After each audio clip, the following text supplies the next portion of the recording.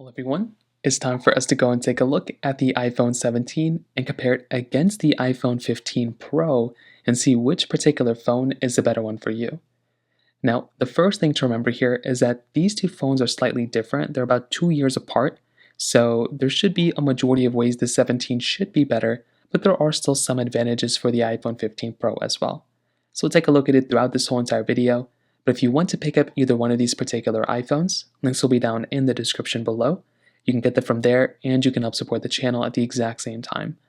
Now, starting off with the outside between both, the iPhone 15 Pro originally came out back in 2023, and this phone was actually a really nice looking phone. I really enjoyed it. This is still my personal phone that I use on an everyday basis. I have a privacy screen protector on it, so the viewing angle is not great.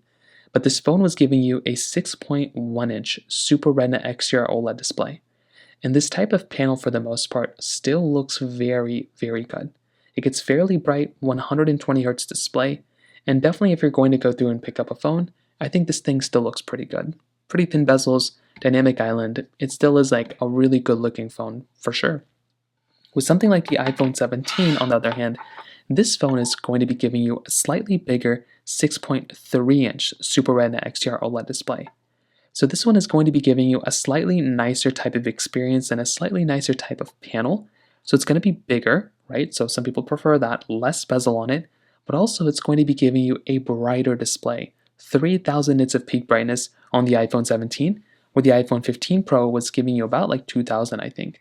So that's a pretty big difference. That's going to be a bit of an improvement coming from, the iPhone 15 Pro.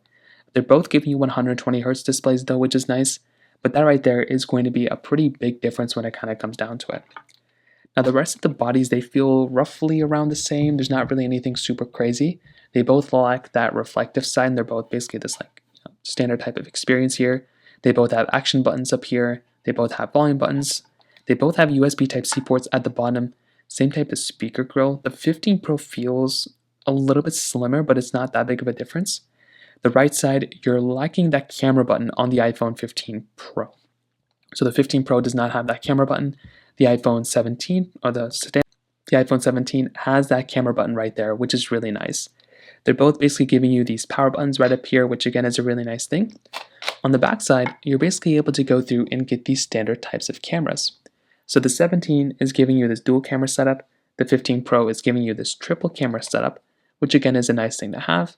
They're both giving you wireless charging here. They're both giving you MagSafe charging as well, which is nice. And I will tell you, if you're going to go through and get some sort of capability, this is still a really, both these phones feel very premium. And I think that's a really nice thing to keep in mind here. Is there one that stands out the most? I think this 15 Pro feels more expensive a little bit because of the camera and the way it feels. But the 17 still holds up very well when it comes down to it as well. So from that side, that kind of covers it up there. Now, on top of that, when it basically comes down to their software or their price tag right now, the 15 Pro was $1,000 when it first came out. Right now, it's probably like $600-ish maybe. So this thing still is up there, but it's significantly cheaper than an iPhone 17. This one's costing about $799. So there is a, basically like maybe $100-$200 difference between these two right now, with the 15 Pro being the cheaper one. So just one of those small things, but it's not really anything super crazy. Now let's go and do a speed comparison between both these phones. The iPhone 15 Pro was giving you the A17 Pro chipset inside with 8GB of RAM, where the iPhone 17 was giving you the Apple A19 chipset inside with 8GB of RAM. So let's go and see which one is the faster phone between both. Okay, there we go. All the applications are cleared in the background. 15 Pro is here, iPhone 17 is here. Let's open up the App Store, 3, 2, 1. Now this is probably going to be a pretty easy basic one since, this is like, I don't really have too many applications to share between both. But you can kind of see even just from this first one, the 17 is probably going to be the one that's going to be a little bit faster for the most part getting into these applications. So that's kind of what's expected a majority of the time. If we get into some of these other standard applications, we can try Netflix, 3, 2, 1. You'll probably expect for the most part a phone like the 17 to be better. But I will also say, because these two phones are slightly different, this one is on iOS 26, this one's on iOS 18.7, there should be a little difference when it comes down to that type of capability. Now this one was a little surprising considering that the iPhone 17 I think was a little slower, but once you load into the application, you can see they're roughly around the same. There's not that big of a difference. Snake versus blocks, 3, 2, 1. This one also probably not going to be too big of a difference here either. You can see, okay, they're both fairly similar from that side. Getting into the actual game, let's see if there's any big differences, which it doesn't seem like it. Yeah, they both seem pretty good for the most part. Hopping out of here, we can try Temple Run 1 if I even have it. It doesn't seem like I have it. So we'll try Temple Run 2, 3, 2, 1. Now this is a little bit of like a slightly bigger game. It's not the biggest game of all time. But you can kind of see here, again, these little tiny differences that you're going to see between one to the other, this is how it's going to be basically a majority of the time. So these little differences might add up to you, but if all you're doing is just calling, messaging people, FaceTiming people, like going on Instagram and TikTok, like you're not going to notice that big of a difference, right? Unless you're playing like massive big games. You're going to see slight differences and glitches between both, but it's not really going to be a massive difference as far as I can tell. Stack 3, 2, 1.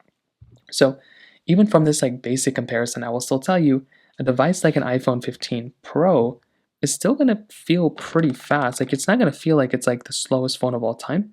So I feel like that is just one of those big areas to keep in mind here. Like clearly the 17 and the 15 Pro are very, very fast phones. But if you're wanting the faster one, I think it's going to be pretty close between them. I think the 17 is still going to be, faster by slight margins. But the 15 Pro is still a very fast phone when it comes down to it as well. So from that side, that kind of covers it up there. Now from the camera department, this is also one of those other key areas. So both these phones are basically going to be able to go through and give you these cameras on the back, 4K at 60 on the front and the back of both these, which is great.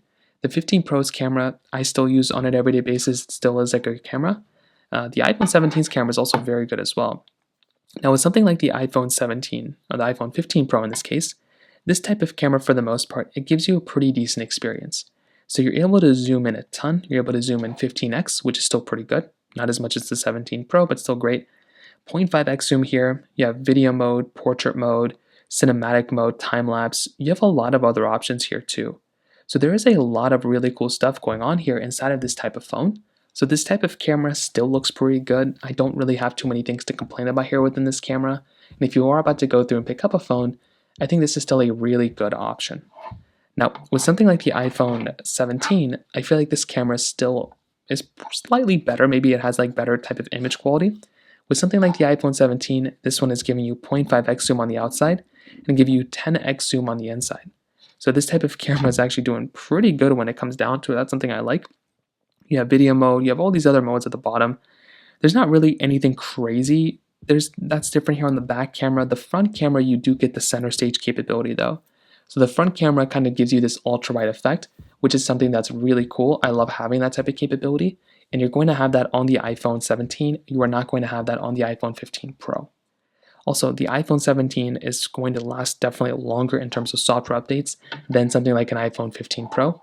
So that's going to be another minor thing to keep in mind there as well. So to kind of sum up the video, what I can definitely tell you is that the iPhone 17 is a better phone when it comes down to the performance, slightly kind of in the camera department. It's going to be giving you, a lot of cool things around it. But besides the performance and longer lasting phone and brighter panel and the slightly better camera, there's not a big pressing reason why I would go from an iPhone 15 Pro to an iPhone 17. The only thing is, if I can find an iPhone 15 Pro for significantly cheaper than a 17, like if it's more than like a $200 difference, like if I can buy this for like $600 and that's like $800, I would probably recommend buying an iPhone 15 Pro. This is a way better deal. It's still giving you a really good type of display. It's still lasting with software for quite some few years. The performance is still really good. This is my everyday phone and I still love it. I'm probably going to switch to the 17 Pro, but I don't really think it's even that big of a difference, to be honest, between this and the 17 Pro, let alone the 17. So from that side, that kind of covers it up there.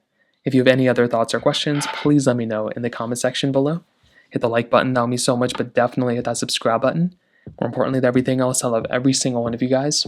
Hopefully I'll catch you guys in the next video. Peace out till then.